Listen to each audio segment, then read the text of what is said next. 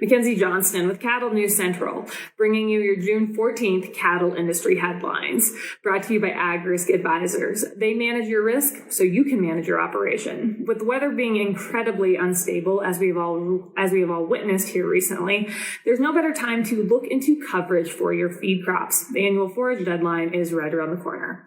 With their state-of-the-art technology and superb customer service, you can be confident that your policy is in good hands. Ag Risk Advisors, risks averted, legacies preserved.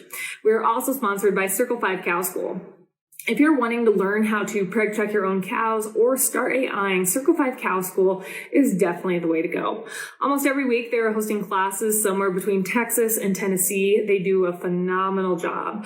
Go ahead and check out their schedule at circle5cowschool.com. That is the number 5 in there, or you can go ahead and just give them a follow on Facebook. Meeting Place has reported last week Smithfield Foods announced it will be closing its only California hog processing plant in Vernon, California, thanks to the rising cost of doing business in the state. Besides a significantly higher cost per head, California's regulatory climate was also something Smithfield took into consideration with this decision. The plant is scheduled to be shuttered in early 2023, which will leave 1,800 workers without jobs.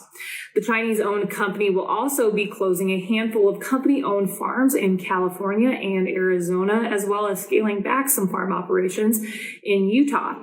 When this news broke last week, Beaver County, Utah officials declared a state of economic emergency that is seeking federal and state funding to develop ways to maintain hog operations in both Beaver and Iron counties in hopes of saving jobs.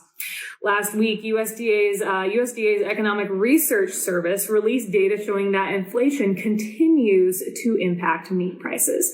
No surprise. The all-fresh retail beef price in May was $7.68 per pound, an increase of 10.2% or 71 cents per pound compared to a year ago. Ground beef was $4.89 per pound. That was up 8.9% or 40 cents per pound compared to May of 2021. This was the third highest price on record for ground beef.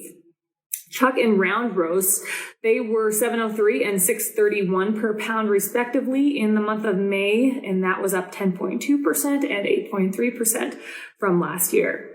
Retail pork prices reached another record level in May at $4.89 per pound, marginally up from the month before, but up 11.5% or 50 cents per pound higher than last year. May marks the third consecutive month that retail pork prices have set a record price. A fun fact to note, the top 12 retail pork prices have all occurred in the past 12 months. Another thing to note, the prices of pork at the meat counter, they continue to go up, much like we have seen when it comes to beef. However, with pork, year over year, prices for hogs, all classes of hogs, they have only increased 0.79%.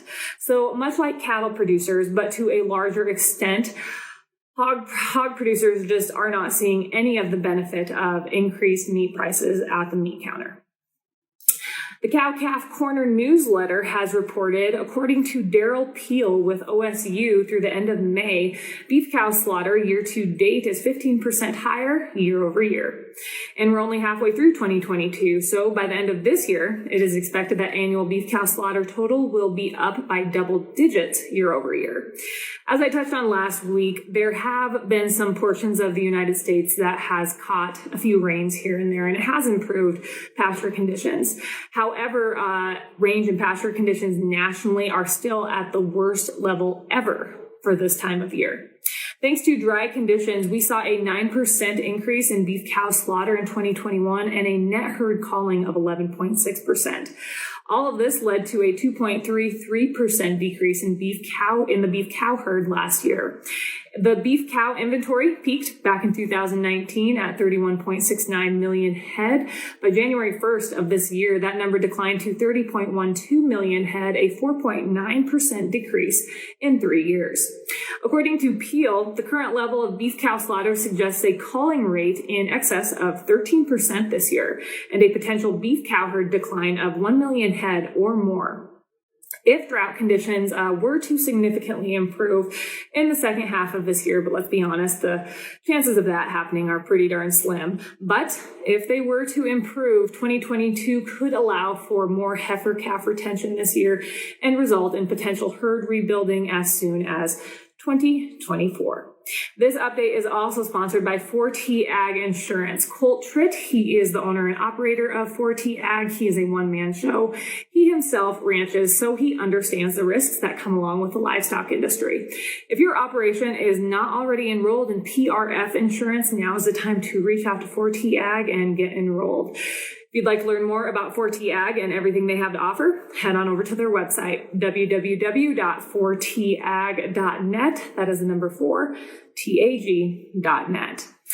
And finally, MarketWatch has reported the cost of living increased 1% in May due to higher rents, gas, and food prices, which pushed the rate of U.S. inflation to a 40-year high of 8.6%. From grocers to restaurants to airlines, businesses across the country are passing the rising cost of food and energy prices onto consumers, which has generated and will continue to generate public and political outcry concerning inflation. Unfortunately, it does not look like inflation is going to back off anytime soon. Fuel prices continue to head for the moon. Almost every day, it seems like I'm reporting on some record, whether it be diesel or gasoline. In the month of May, gasoline prices increased 4.1% and accounted for a large portion of the increased cost of living for Americans. Grocery prices are absolutely staggering. It seems like you can go in and what you spent last year at this time only gets you half of what you were getting last year at this time. In May, food prices increased 1.2%. And keep in mind, just in the last year, grocery prices have increased 12%, the biggest increase since 1981.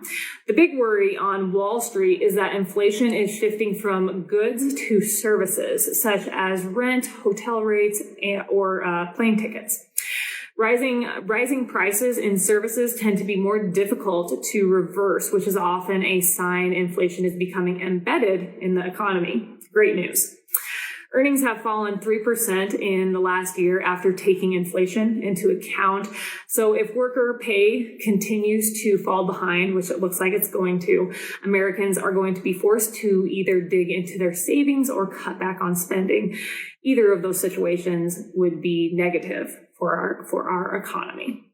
That is all I have for you guys this morning. Again, I hope you guys are staying cool out there. It is so darn hot here in Nebraska this week. And also, my thoughts and prayers go out to everyone in Montana that have been impacted by the terrible flooding that is going on up there. It just looks absolutely horrific. So definitely thinking of all you folks up there. You guys have yourself a terrific Tuesday. I'll catch you later.